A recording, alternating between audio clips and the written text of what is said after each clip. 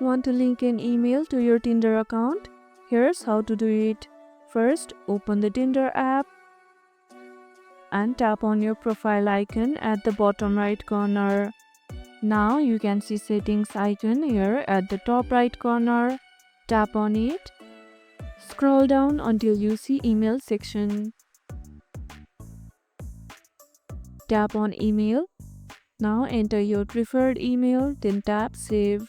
Tinder might send you a verification email. Open your inbox, find the email and tap confirm. Once verified, your email is successfully linked to your Tinder account.